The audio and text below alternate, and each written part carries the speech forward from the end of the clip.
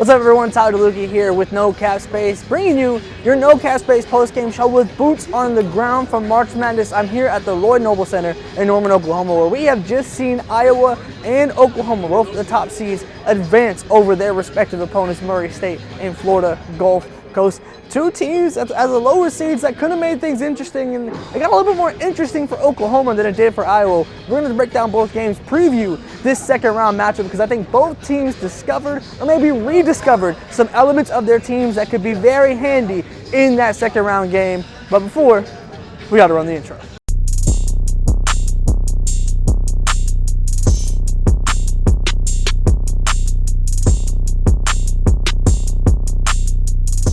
All right, folks, let's get into it. Let's start with Iowa, our first game of the day against Murray State. Again, Murray State and Florida Gulf Coast, both very high-powered offenses, both very willing to shoot the three ball as well. And frankly, Murray State never got truly going. It was a little bit slower at times early on for Iowa, especially due to the foul trouble. Hannah Stolke gets 2 fouls very, very quick in this game, something that cannot happen against Oklahoma in the second round. But who has been the biggest discovery for Iowa in the postseason?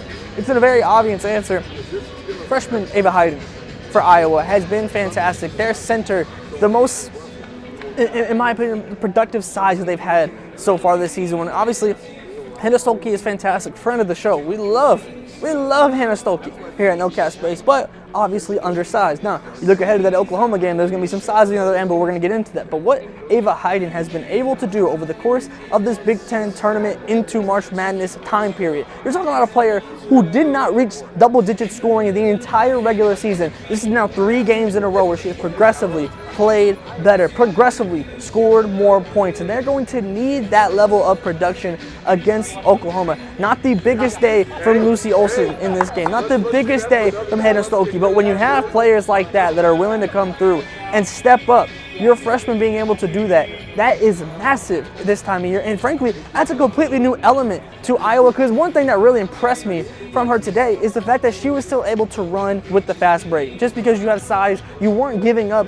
what you like to do, which is turn defense into offense, turn the ball over, fake the other team, turn the ball over, and score points off of it. That felt absolutely massive in this game and really helped Iowa build their cushion and make this a bit of a safer one going down the stretch. But let's flip to Oklahoma now, and we're going to preview this game, but Oklahoma rediscovered something. If Iowa has discovered something, Oklahoma has rediscovered something today, and that is Big 12 Player of the Year caliber Skylar Vann. She ends this game today with 24 points on, 24 points. Oh, there's a lot of numbers on this page. 24 points, 9 of 15 shooting.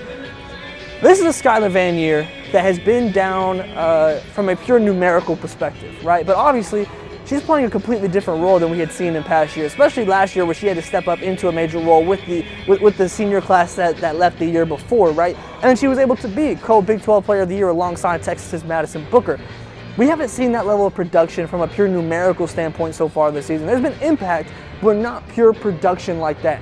Today, we got that. And I think the most important part about that is it didn't stifle about anything that Reagan Beers was doing, because Reagan Beers ends this game with 25 points and 18 rebounds. So Reagan Beers is still being completely dominant over the course of this game, but Skylar Vann was there to kind of help aid in that. And obviously, Florida Gulf Coast is a very small team. If you're familiar with Florida Gulf Coast, you know that they like to rain threes, and Oklahoma's defense stifled a lot of that. I think both teams didn't shoot nearly the way that they wanted to, but in that third quarter, things got a little bit shaky for Oklahoma, and frankly, it was kind of the main components of this game for Oklahoma to win it shine through in that fourth quarter. It was their defense, which held FGCU to a very limited amount of points, and also Skylar Vann and Reagan Beers really stepping up in that fourth quarter and going on a kind of a run of their own in order to build that cushion back for Oklahoma. So, looking ahead a little bit, right?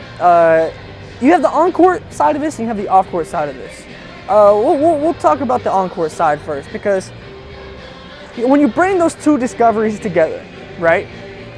You're talking about an Iowa team that likes to really play with one big. You don't really ever see them going too big.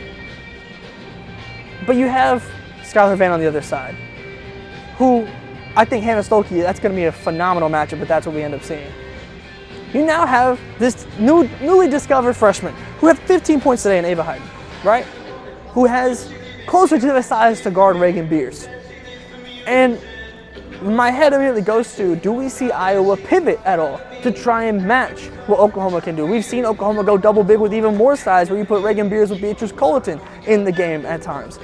I'd be very interested in seeing the style of this game to see if either team kind of flinches a little bit and kind of plays more of the other team's style, right? And I think that's something that we could possibly see.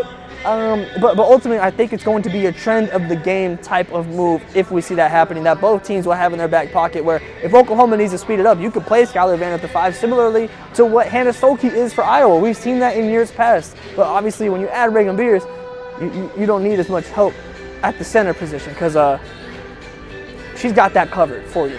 So very interested in that. But the off-the-court side is also interesting to me.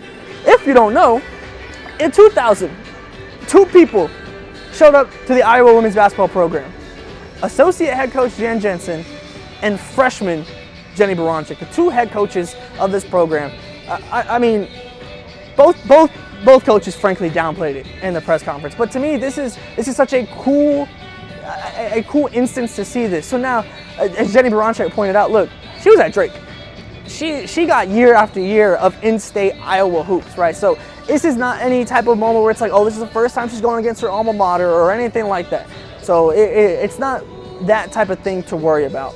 But I do think one thing that's interesting is that over the years, that Iowa style has been ingrained in Jenny Baranczyk. She's from Iowa. She played at Iowa. She coached in Iowa. Like this state of women's hoops, which in my opinion is the best state for women's hoop across the board when it comes to high school, mid-majors, high majors. Nothing compares to Iowa in that way. And so that is ingrained into this Oklahoma program now since Jenny Baranczyk took over.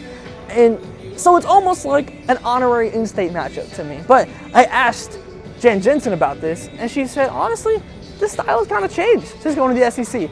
And I don't know how much it's changed, frankly, but you add Reagan Beers, right? I think that's the biggest stylistic change for Oklahoma. It has nothing to do with the conference as much as who they were able to add in the transfer portal. And also, Iowa, on their end, obviously been a very high-powered offense over the past couple of years. You have Caitlin Clark. That tends to happen, right? Your offense gets pretty good.